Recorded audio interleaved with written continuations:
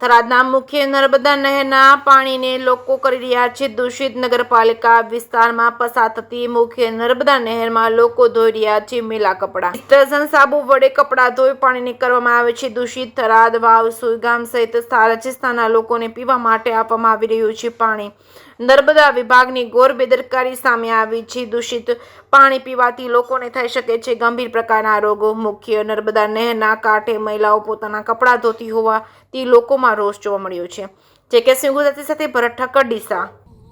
આ થરાદમાંથી મુખ્ય નર્મદા નહેર જે પસાર થઈ રહી છે અને અહીંથી છેક રાજસ્થાન સુધી આ નહેર જાય છે, જેમાં આ મુખ્ય નર્મદા નહેરનું પાણી જે થરાદ શહેરી વિસ્તાર, વાવ, થરાદ, સોઈગામ સહિતના પણ ગામો અને છેક રાજસ્થાનના તમામ લોકો જે આ પાણી પીવે છે, પણ અત્યારે વાંકના આ નહેરની અંદર ગંદકી સર્જાય છે। એનું કારણ છે કે લોકો ગમે તે અંદર ગંદકી સર્જે ગમે તે ચીજ વસ્તુ અંદર ફેંકી દે છે ને સ્ત્રીફળો ફેંકે છે, કચરા પણ ફેંકે છે, કોઈ માતાજીની ચૂંદડીઓ, ફૂલાર આવું પણ બધું હોય પણ ફેંકે છે।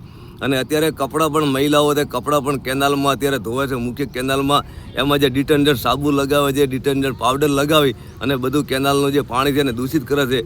આ પાણી અહીંયા આ મુખ્ય કેનાલનું પાણી પીવા માટે અહીંયા કને ઉપયોગમાં આવી રહ્યું છે, આના સિવાય કોઈ બીજું પાણી પીવા માટે મળતું નથી। છતાં પણ આવું લોકો ગંદકી કરી રહ્યા છે, જેને લઈને અત્યારે નાના બાળકોથી કરીને વૃદ્ધો સુધી મોટો રોગચાળો થાય છે। જેનું કારણ આ જ છે કે મુખ્ય નર્મદા નહેરમાં જે ગંદકી સર્જાઈ છે, જેને લઈને નર્મદા વિભાગ જે આ બાબતે બેદરકારી દાખવે છે, જેથી આ પ્રવૃત્તિઓ અટકાતી નથી। ખરેખર નર્મદા વિભાગને આ બાબતે પેટ્રોલિંગ કરવું જોઈએ અને આવા માણસોને અટકાવવા જોઈએ। આજ રોજ વાવ પુલ નજીક મને ફોન ઉપર મેસેજ આવ્યા કે ત્યાં આગળ કોઈ કપડાં ધોવે છે, જેથી કરીને મેં સ્થળ તપાસ કરતા ત્યાં કપડાં ધોતા માલુમ પડેલ હતા।